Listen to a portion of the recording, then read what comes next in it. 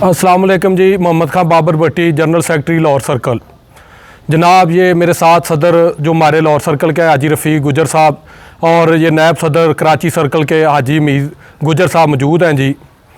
तो हमारे जो प्रेसिडेंट साहब हैं मरकज़ के, उमर शाकर साहब गुजर साहब, उन्होंने अभी मैसेज थोड़ी देर पहले कन्वे कराया है जी। अभी मशावरती एक इजलास हुआ है, वर्कशॉप हुई है फ़खर इमाम साहब की क़यादत में।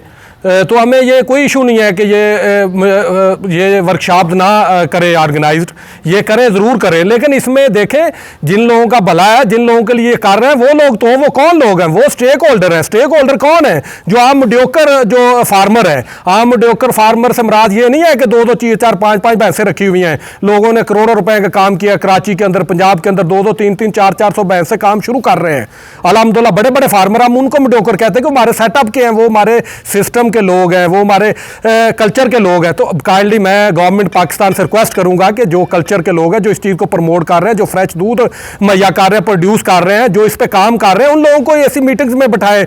मैं दावा करता हूं, दावा तो खैर नहीं करता, लेकिन मैं ये ज़रूर कहूँगा, जो DCFA पाकिस्तान की एक बहुत बड़ी टीम है, उमर शाकर गुजर साहब की क़यादत में रवां दवा है। आप यकीन करें, आप हमें साथ बिठा लें, पूरे मुल्क का, पंजाब का क्या, पूरे मुल्क का एक ऐसा आपको इंशाल्लाह रोल मैप बना के देंगे, रोड मैप बना के देंगे कि इंशाल्लाह हमारा जो लाइफ स्टॉक का अदारा है पाकिस्तान के अंदर, ये दुनिया में इंशाल्लाह पहले ही बहुत ज़्यादा पॉपुलर है, लेकिन अब इकोनॉमिकल हिसाब से बहुत ज़्यादा पॉपुलर होगा और बाहर से लोग आएंगे ये काम करने के लिए। कैसे मुमकिन होगा? यहाँ पे हमें मॉडर्न सोसाइटियाँ चाहिए, एनिमल की मॉडर्न सोसाइटियाँ चाहिए। लाहौर की चारों तरफ पे जंग है, गंदे नाले हैं, दरिया है। इसी तरह कराची में बड़े बड़े सेटअप हमें मॉडर्न तरीके से बनाने चाहिए।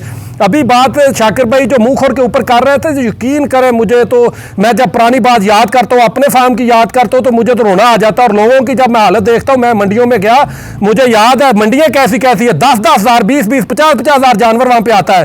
तो वहाँ पे लोग मुझे कह रहे हैं, यार अल्लाह के वास्ते जानवर हमसे ले जाओ, पैसों का कोई इशू नहीं, जब मर्जी पैसे दे देना। मैंने देखा ये क्या हुआ है, वहाँ पे मंडी में कोई बंदा ही नजर नहीं आ रहा, व्यापारी नजर नहीं आ रहा। जिन लोगों ने वैक्सीन की हुई थी खुद से, बड़ी महंगी वैक्सीन, आपको पता है गवर्नमेंट की जिम्मेदारी है, और पिछले 3-4 टन्योर से हमें तो एक्चुअल कर दिया, हमें आदि कर दिया गवर्नमेंट ने। वो एक बहुत अच्छी जो थी ना वैक्सीन, वो प्रोवाइड करते रहे, वैक्सीन हर फार्म पे लगती रही, बड़ा अच्छा डाटा होता था। मैं खुद इस चीज़ का शायद गवाह हूँ। मेरा 200-250 जानवर है, मेरे 4-5 साल मुँह खोर कभी आया ही नहीं था, इस दफ़ा हमारे मुँह खोर आया, इतना नुकसान हुआ मैं बता नहीं सकता।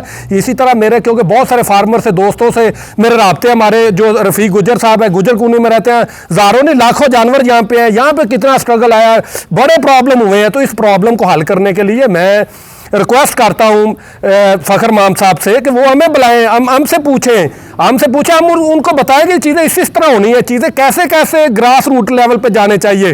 देखें, इमरान खान कहते थे, बड़े अच्छे बंदे काम कर रहे हैं, हमें कोई इतराज़ नहीं, वो कहते थे कि ग्रास रूट पे काम करना चाहिए, ग्रास रूट पे काम करें। ये भी एक सिस्टम है, इसको एक गाँव से, एक शहर से, एक प्रोविंशियल से उठाएँ, सारे प्रोविंशियल को एक जैसा हक दें, सबके ऊपर काम करें जी। तो बातें तो बहुत ज़्यादा, इंशाल्लाह फिर नेक्स्ट इंशाल्लाह बात करेंगे। बहुत मेहरबानी, शुक्रिया जी, अल्लाह हाफिज़।